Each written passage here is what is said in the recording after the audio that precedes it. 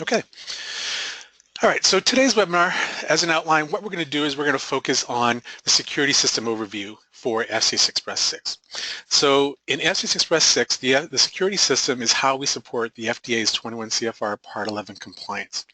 All of the features that you see today are going to here to help you out to be a Part 11 compliant environment. Okay, so some of the things that we're going to talk about are specifically about how we can create users and user groups that we can use within the software.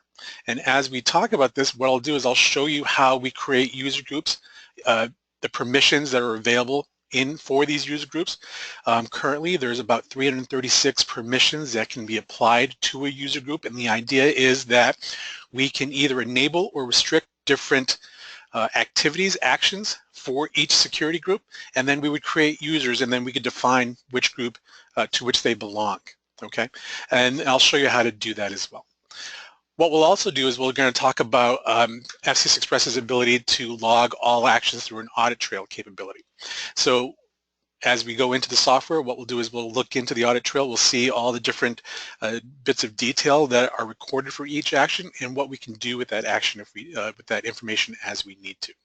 Okay.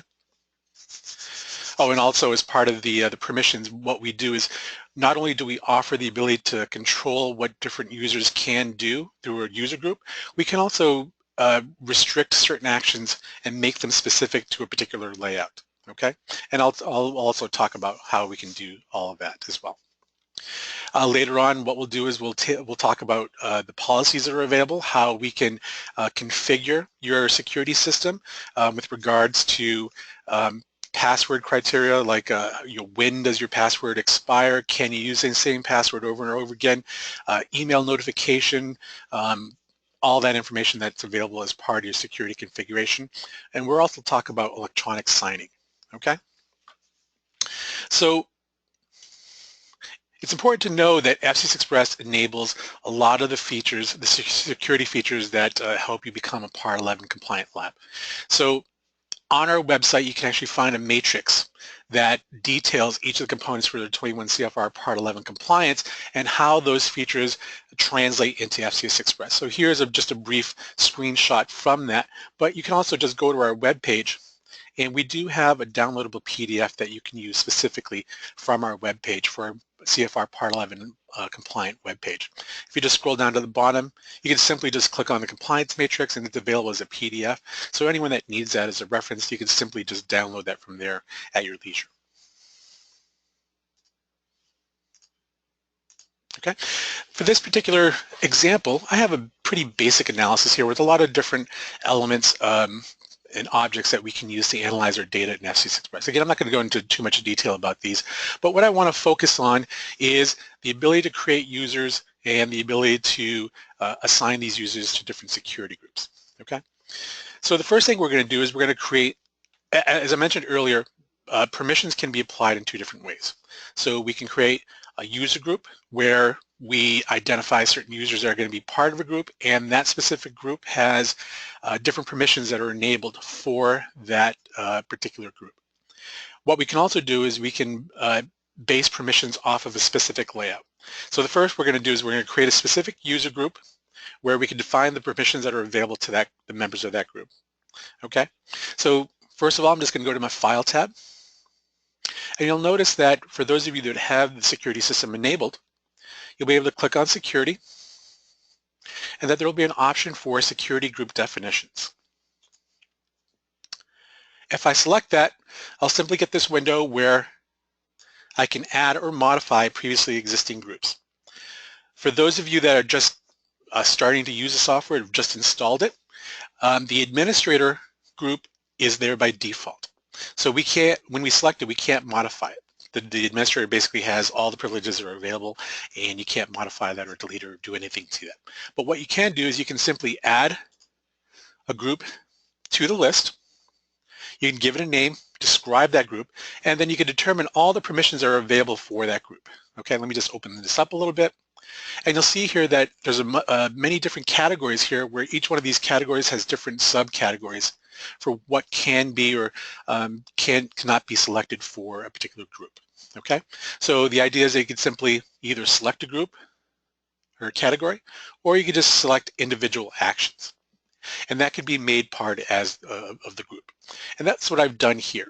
So I've specifically created a non-admin group that has very limited capability. If I simply select that, I can go over here and modify it. I gave it a name, a description, and then I'm telling the software to include all the permissions that I've checked below.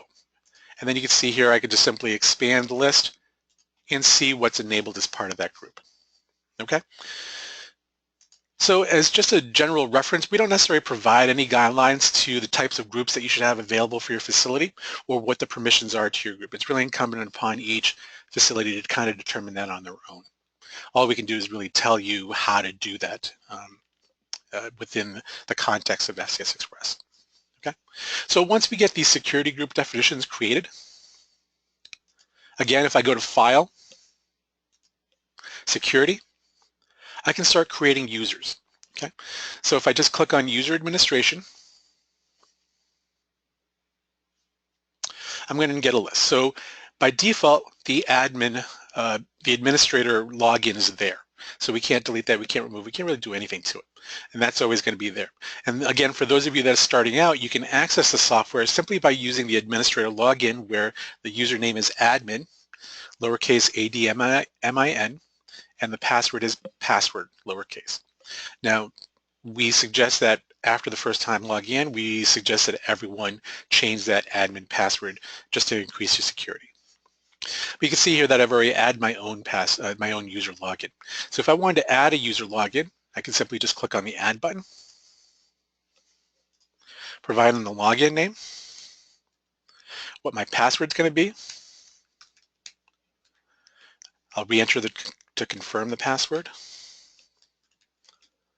I'll just write in the additional information here.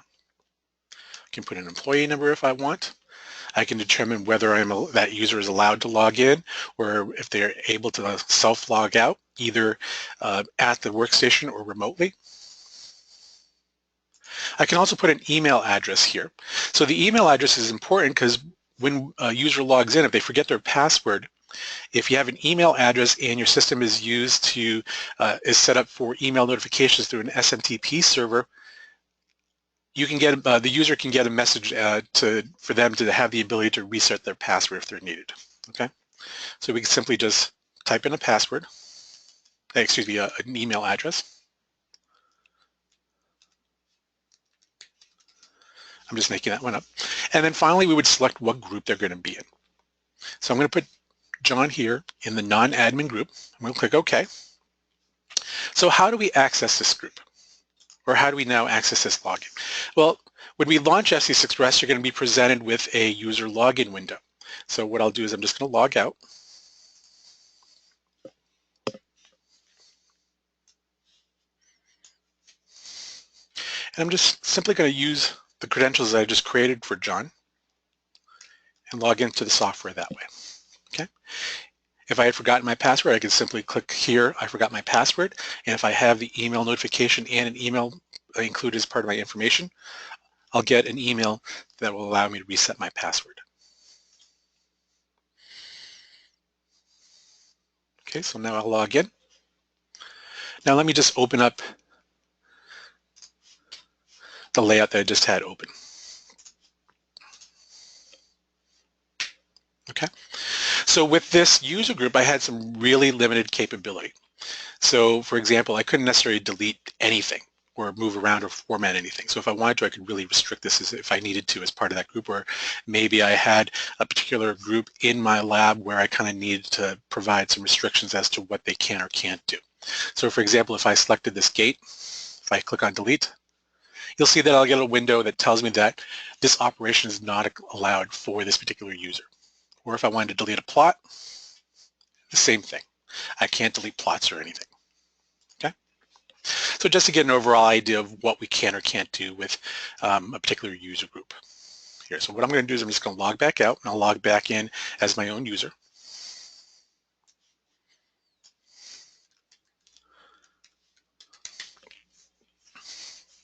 And I'm going to open up that same layout that we just opened.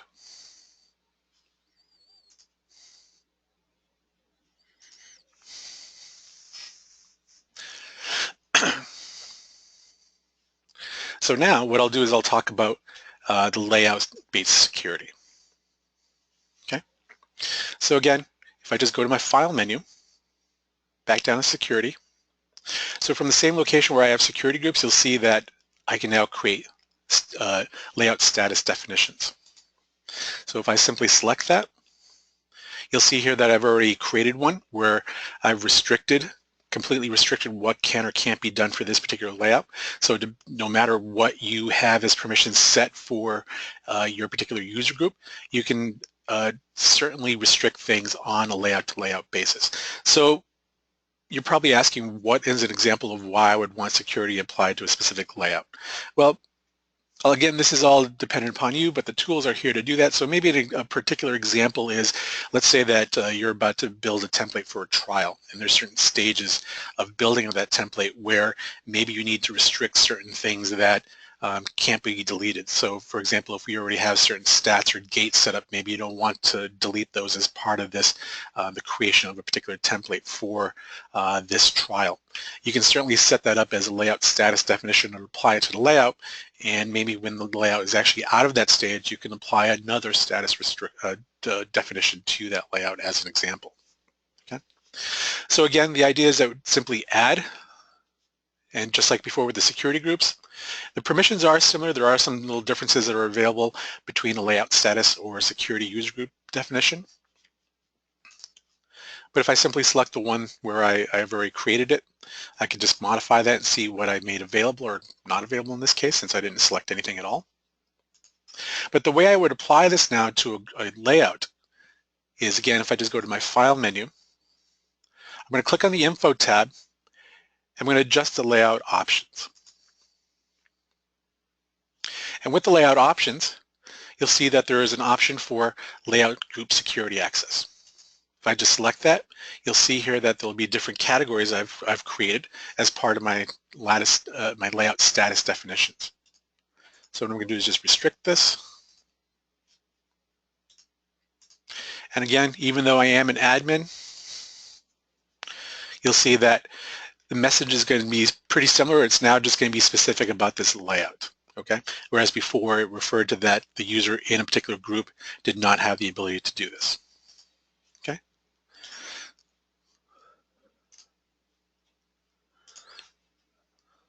And you can see here, now I can't go back and change it. So let me just log out again.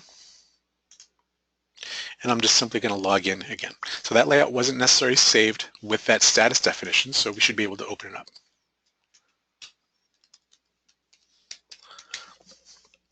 Okay. And if you have any questions at any time, please feel free to enter them into the questions section of your GoToWebinar control panel. I'm joined on the line by my colleague, Amanda Dixon, who's here to answer any questions that you may have. Okay. So again, here I'm going to open up that same layout. And then the last thing I want to talk about regarding the security user groups or the layout status definitions or just creating a user. If you go to our security and user administration, from the user administration, you'll see that there's an option for show active logins. So from the user administration, you can simply click on this, and if someone has logout capability, you can simply just log them out just by selecting them and then selecting logout from the window. Okay, so when someone's logged out, all actions are disabled. The only thing that someone can do with the layout is either save or save as. Okay. So now what I'd like to talk about is the database options that are available as part of this compliance.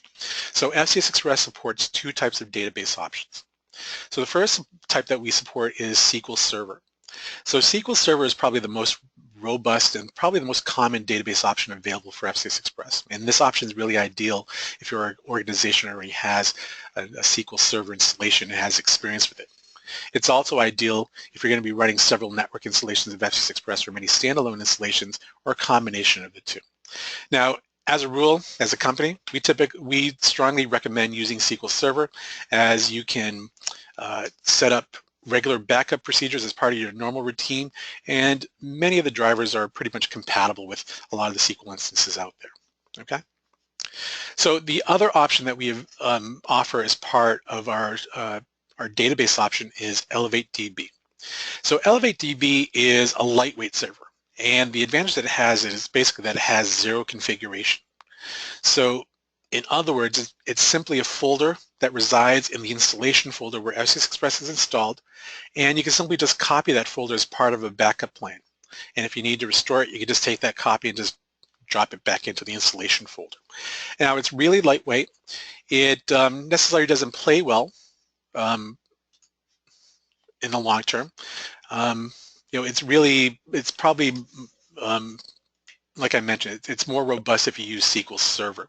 We don't necessarily recommend that as part of that, but if you're looking for just a local installation on a computer, like this is what I'm using, Elevate DB, in my instance, it will work well. However, for a large organization, Elevate DB is not a client-server database, so it is pretty important that you do perform regular backup and restore tests in case that you have in case you have an instance of data corruption, which is one of the reasons why we recommend SQL Server specifically. A lot of this information is also available for you on our website. If you simply just go to our website, you can see here it is part of the manual, the online manual that's available. You can see all the different security database options that are available, and also any information, detailed information about each one of those databases. Okay. Again, if you have any questions, please feel free to enter them into the questions section if you go to your webinar control panel. So now, if a lab has decided to use SQL Server as its database option, the setting up of the SQL Server requires an INI file. So the INI file is a text file that contains the connection information for FCS Express to the database. Okay.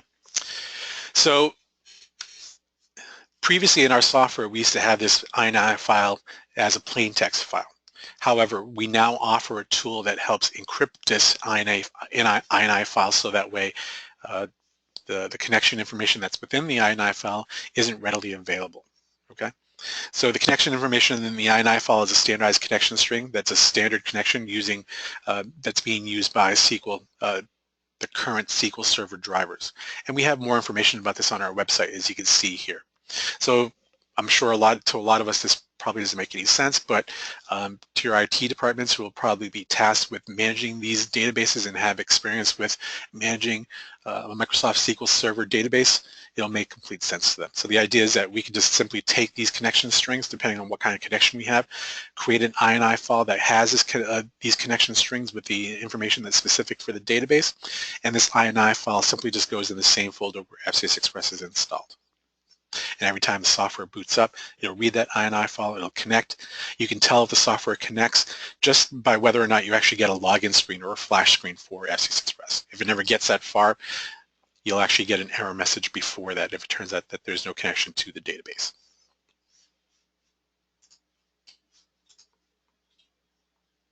Okay, so the next thing I want to talk about is the audit trail capability in FCS Express.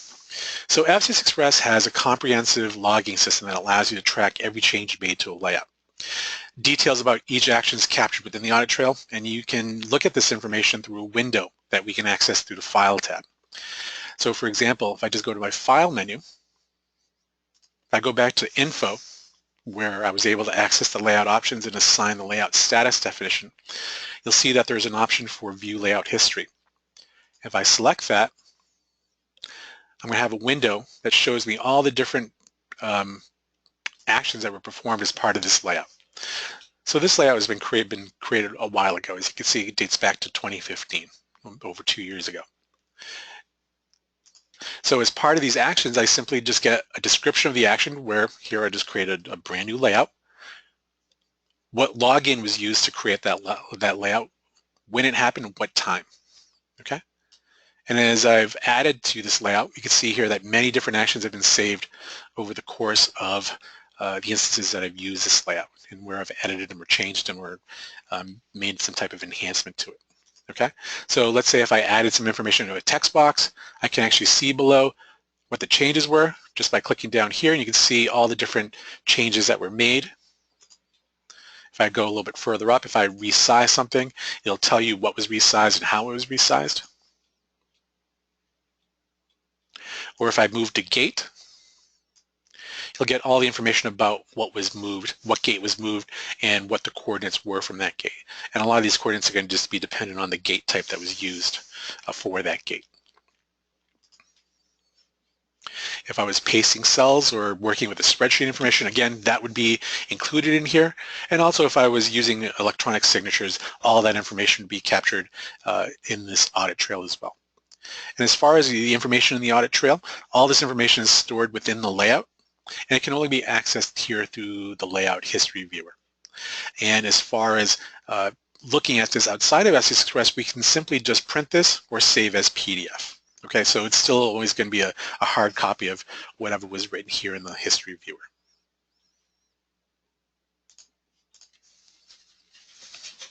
Okay. All right, so now I'd like to just shift over to electronic signatures. So electronic signatures are used to by our users if they want to electronically sign a document as part of their analysis. So as I mentioned before, the signing events are maintained in the audit trail, and they can be securely transferred in a variety of formats to your LIS system. Okay. So the way we access these these electronic signatures is again from the File menu. So if we just go to the File menu, down to Info, you'll see that there's an option for electronic signatures. So we could either sign or unsign. You'll notice that in the layout, because we haven't really done anything with this document has never been signed. And the information here in the table indicates that, but I'll get to that in a second. From this electronic signatures button, I can also access the signature list. Right? So I can create as many signatures as I need. We don't necessarily have any recommendations as to what kind of signatures you should create for your document. It's all dependent on what your needs are. So what I have here is probably just a rough example of how I would interpret the type of signatures that might be an example of something that someone would need. So here I have 3 signatures. Now when I create a signature, I simply would just add a signature to the list, give it a name, and then I can assign what group has that signature available to them. Okay, so what I've done here is I've created 3 levels of signature where I have a completed signature where the idea is that I would use the signature when the data has been acquired and analyzed within my layout, my template. I have a reviewed signature where this signature is to be used when the data has been analyzed and reviewed by a superior or supervisor. And then finally, the finalized, where chances are after this data has been acquired, collected, entered into an analysis template, reviewed by a supervisor, there's probably a supervisor above that supervisor to actually finalize the overall analysis. And you can see here what I've done is I've made that particular signature available for my login. Okay, so as part of the signature, what I can also do is just include a description. I give it a name and assign it to a group. And the way I would use this is simply just by going to my File menu, again going to Info, Electronic Signatures, I'll click on the triangle drop-down, and then just click on Sign. And then if I click on Sign, the signatures that are available for my login, for my user group, will be available to me. I can select them here from the list. So I'd select this. I can type in some notes.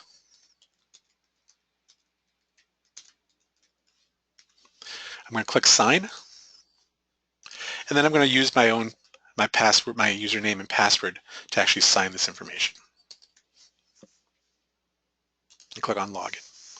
Now you'll see here in the table, what we've done is we've added this table automatically to the software, to the analysis template that provides a summary of all the signatures that are available. So once I sign a document, the signature that I was used will automatically update in status. It'll show me who the signer was, what the date was, what the time was, and I also have the ability to include any comments that I've included as part of that signature. Okay? Now these electronic signature tables are actually really easy to make. If I simply just insert a text box, I can actually just right-click in a text box, and you'll see I'll just be able to insert a signature table. And that's how I've created this one. Okay, and then I can resize it as I need to. I can put it on any page of my document as I need to as well. And I'll undo that. Okay, so now as I sign this, if I go back to my audit trail,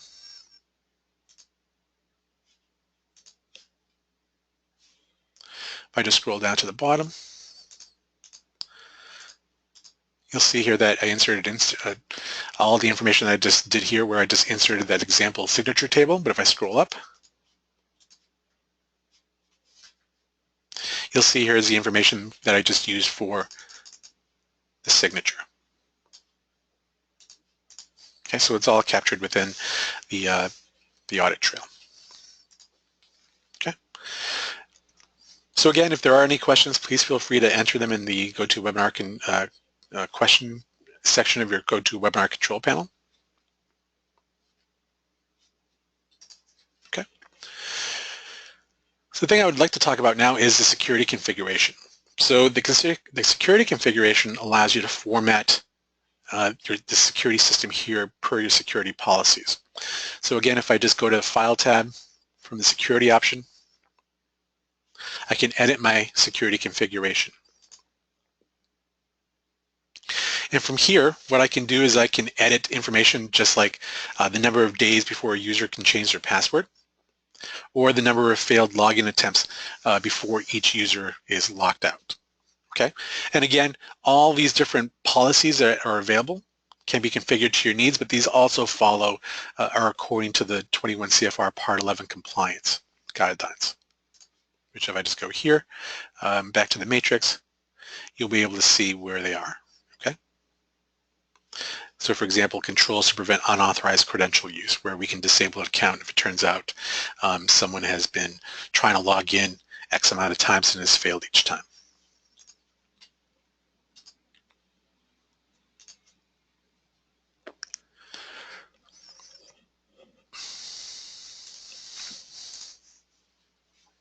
Okay, so we can also prohibit passwords from being used within X amount of days, and also what the idle time is before the user's automatically logged out. So like before, where the user has the ability to log themselves out, if it turns out that the software has logged them out due to idle time, if the layout is still open, the only actions that the user will be able to do at that time is to save or save as. Okay, and also we can edit the amount of time that the software pings the database to make sure that there's an active connection going on. Now you also see that there's a category here where we can have email notifications sent to a specific email. So within the email to notify, you can simply just select the notifications that you'd like to receive, and then the email that you're going to want to use to receive these notifications. Okay, but to allow use for this, what we would need to do is we need to set up an SMTP server. Okay, so email notification can be set up for these various events through the SMTP server, and this can be set up using an internal server, an external server, encrypted, unencrypted, whatever you're using for a mail server. Okay, and this can be configured as needed.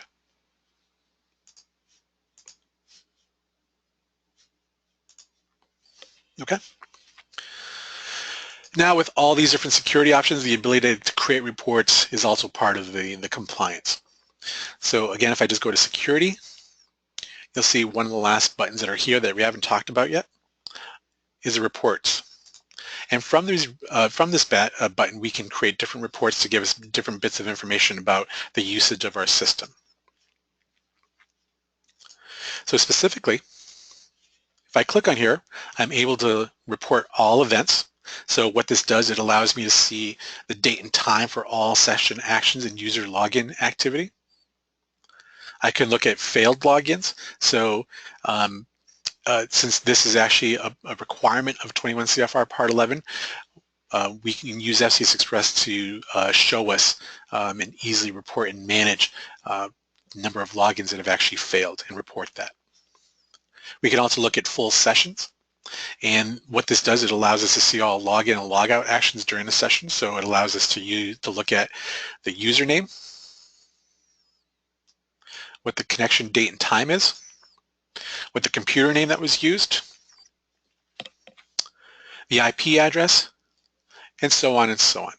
So you can see here that I've used it a couple of times over the past few days. Various logins. Down below will give me an overall average hours per session and the number of total hours that people have actually been using the software. So what we can also do within this report, we can sort either by a certain day or by a certain user or whatever options are available here as part of your report. But we can also export this report in different formats. So we can export this report as a text file.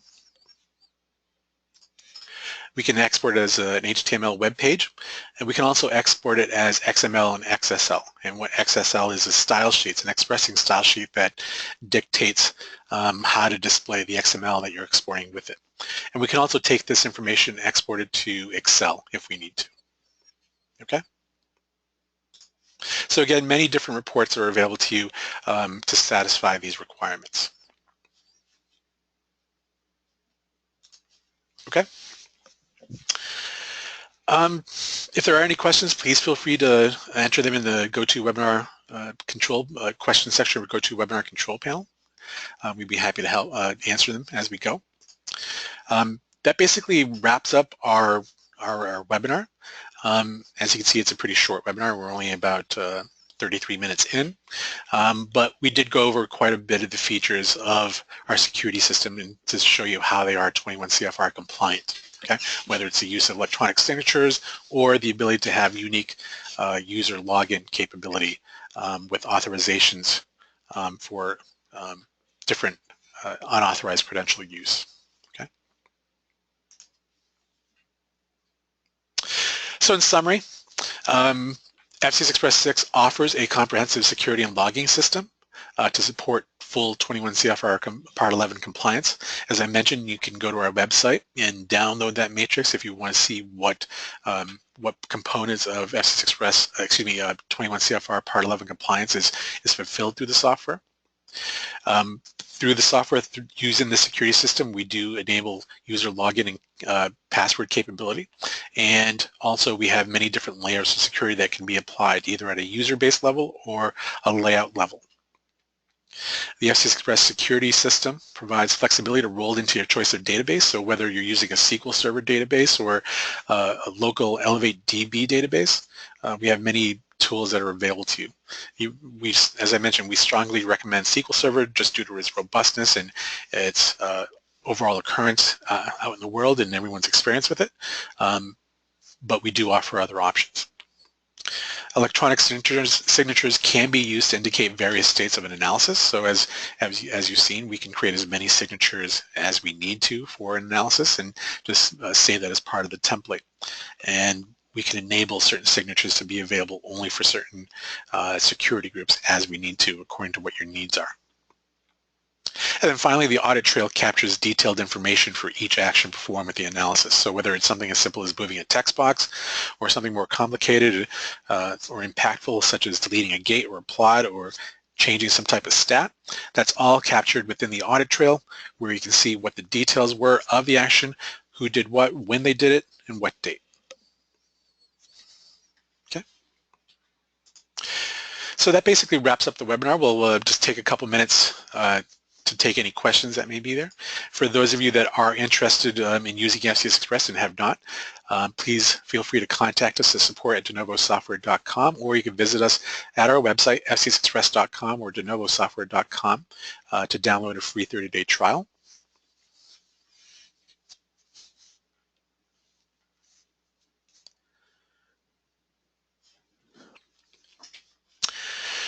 So there's a question coming in about whether or not they would be using FCS Express 5 or 6. So a lot of it depends on what kind of facility you're using, whether you're using the RUO version of FCS Express or FCS Express IVD. So right now, The RUO version is available as FCS Express 6. The IVD version is available as FCS Express 5, though we should be having the IVD version of FCS Express available fairly soon. So we expect that pretty much any day now. So right now, if you were to purchase this very minute, if you needed an FCS Express IVD, it would be version 5. But a lot of these same features are available in FCS Express 5 as well.